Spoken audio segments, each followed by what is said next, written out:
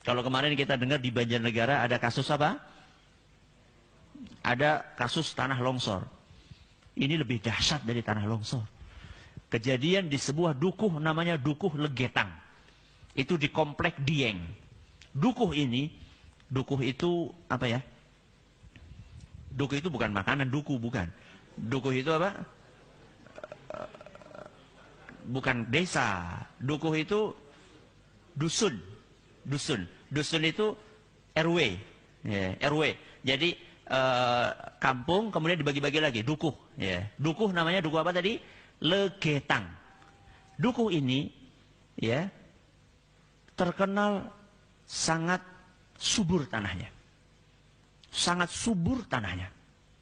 Sehingga penghasilan penduduknya luar biasa dari sayur-sayuran. Rata-rata mereka orang-orang yang kaya-kaya. Setiap tahun panen. Di tempat lain nggak panen, di situ panen. Di tempat lain panennya dikit, di situ banyak. Di tempat lain kualitasnya jelek, di situ baik. Itu dukuh, namanya Dukuh Legetang.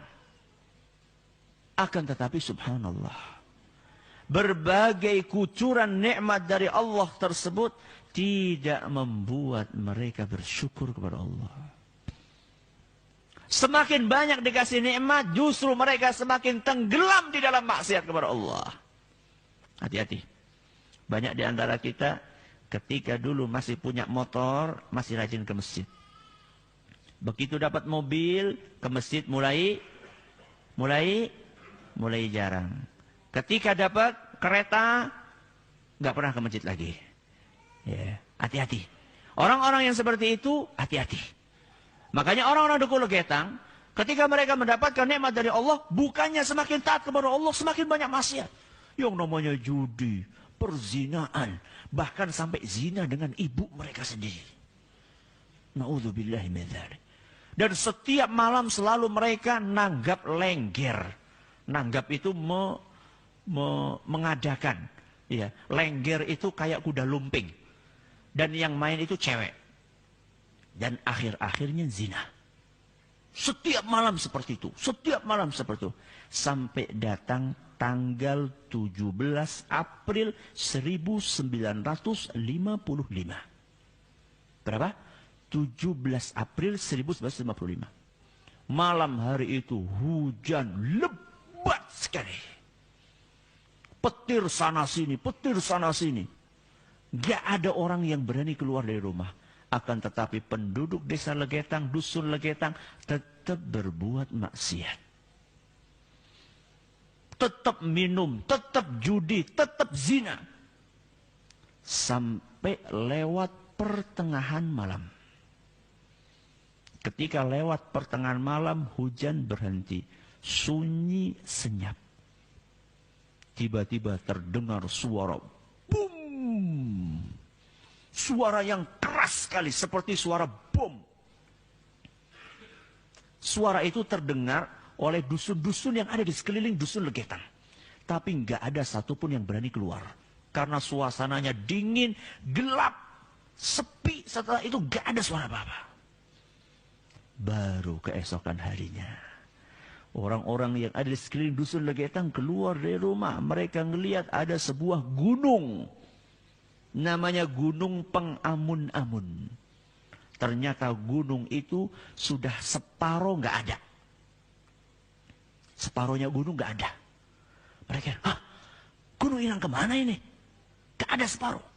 Kemudian mereka lebih kaget lagi ketika gunung yang separuh itu sudah pindah di atas dusun Legetang. Bukan longsor. Kenapa bukan longsor? Karena Gunung Pengamun-amun ke bawah kayak gini ada lembah. Ada lembah, kemudian di sini ada dusunnya. Lembah ini, sungai ini sama sekali tidak ada longsorannya.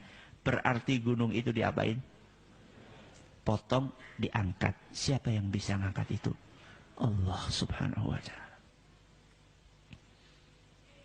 Maka kalau kita sudah tinggal di suatu komunitas, isinya di situ maksiat, dan tidak ada yang mengingkari maksiat tersebut, siap-siap. Siap-siap Pak Ustaz. Pindah cepat-cepat. Ya. Kalau nggak ada yang mengingkari lagi. Tapi kalau masih ada yang mengingkari, berterima kasihlah kepada orang-orang yang mengingkari tersebut. Berterima kasihlah kepada orang-orang yang mau beristighfar kepada Allah. Walaupun dia orang miskin. Bisa jadi azab. Tidak Allah jatuhkan ke negeri kita ini. Walaupun yang namanya kemaksiatan di negeri kita banyak sekali. Bukan hanya kemaksiatan, kemusyrikan, kekufuran di negeri kita. Mungkin Allah belum jatuhkan azab kepada negeri kita ini secara umum. Mungkin karena ada di antara hamba-hamba Allah yang masih duduk bersimpuh, beristighfar kepada Allah. Sehingga Allah belas kasihan kepada negeri kita.